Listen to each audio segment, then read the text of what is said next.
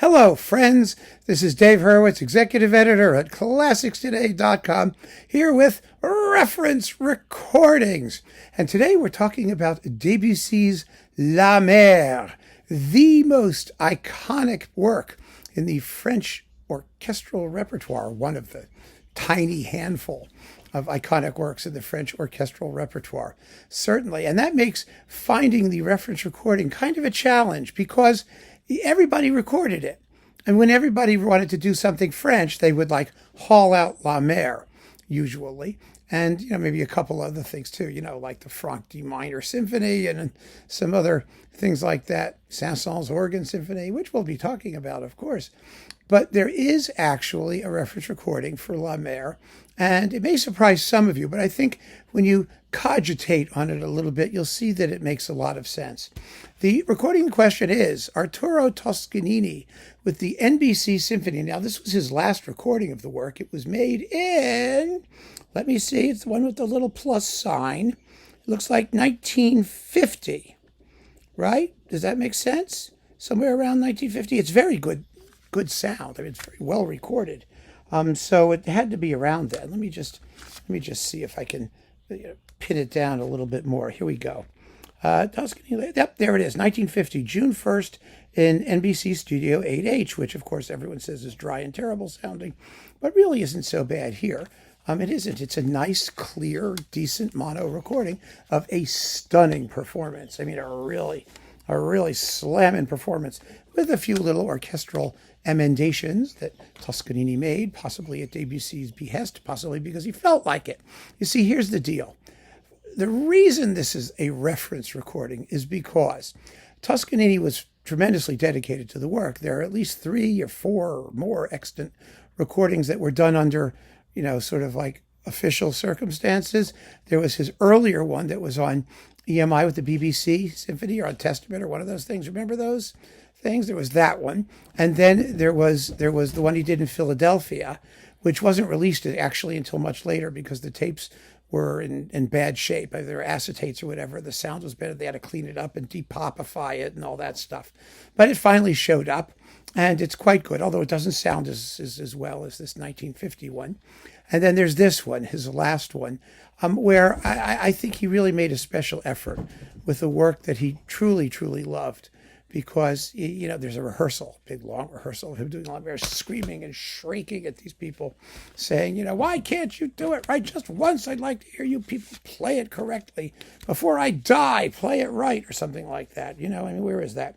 They talk about it in the notes here. Yes, here we go. Rehearsing La Mer proved more arduous.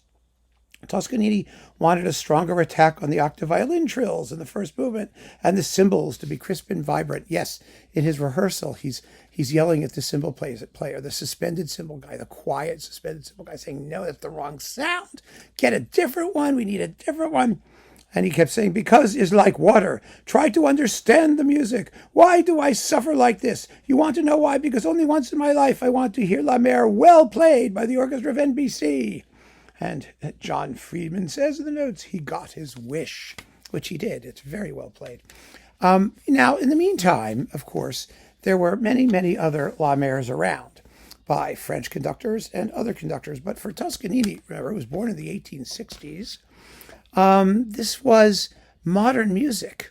It was composed in 1905. Toscanini was in his 40s when he first got his hands on it, which is really kind of amazing, or he would have been in his 40s when he first got his hands on it. So it was a piece that came late to his life. That noise, that is a little, if you hear anything, is a little birdie, tweety thing that the cats are attacking. Anyway, just so you know. But this performance is an outstanding performance. And even though afterwards there were lots in stereo, and there were wonderful French conductors like Munch and Perret and Martinon and others who did La Mer. Ansermet, let's not forget Ansermet, who recorded it like every 15 minutes. Toscanini's performance was regarded, generally speaking, as special.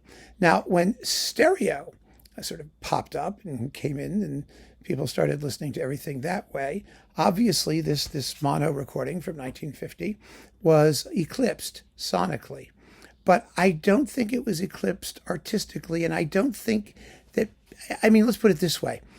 When I was sort of getting into this business and talking about the work and trying to understand what the best one was and learning my job as a critic and whatnot, I looked at reviews and all that. This is one of the few, mono historical recordings that made the transition, that survived into this stereo era. It wasn't dismissed on purely sonic grounds, and certainly as a performance.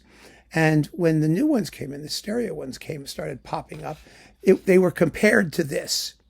They were compared to Toscanini's NBC La Mer as one of the outstanding La Mers in the universe, and possibly the one by which others should be judged. My first La Mer, just so you know, was not Toscanini. It was Stokowski, believe it or not, on Phase 4 from like 1970 something. It was a gift from my aunt. Thank you, Aunt Shelley. See you at the wedding shortly. But no, she gave it to me. It was that Phase 4 recording that had Daphnis and Chloe's Suite No. 2 on the other side of the disc.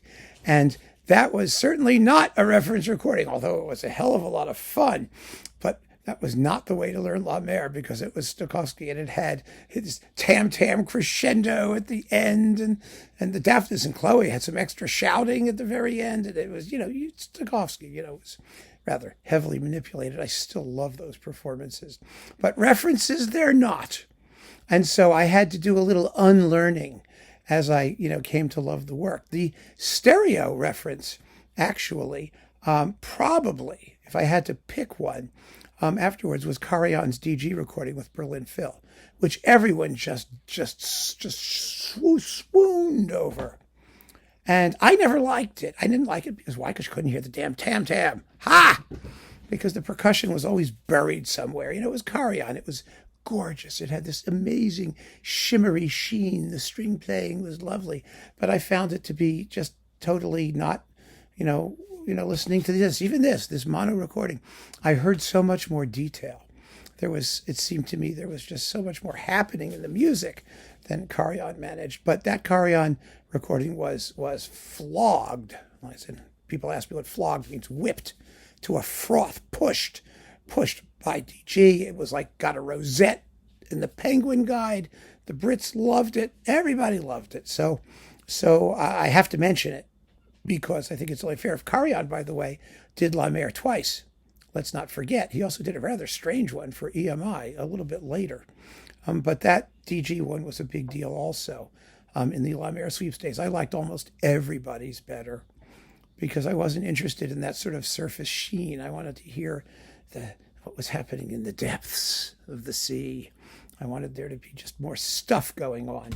And this has stuff going on. So if you like your La Mer with stuff, and if you want to know what the original reference recording was, this is the one. Absolutely, this was the one. However much many of the others were praised and recommended, it all comes back to good old Arturo Toscanini. So keep on listening, friends. Thanks for joining me. Take care.